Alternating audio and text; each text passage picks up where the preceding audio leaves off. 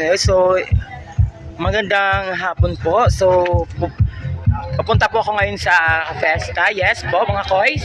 Then ito po sa handaan po dito sa Fiesta sa Sitio Agutay. Ito, ang aming kagawad dito na naman siya. Oh, nan. Sipag-sipag yan So, ayan, maraming handa kay Kapitan Puto Bahay. Dito, yes.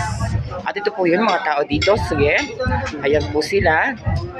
May mga bisita. Ito po, ang pinaka-pamangkin kong gwapo. Ayun, isa pang machong kagawad dito. Then, yan, si Ray. Tapos yung mga bisita, ayan po sila. Okay. Yes po. At ito yun, mga kano dito, Ayan, then sila. Ito pa.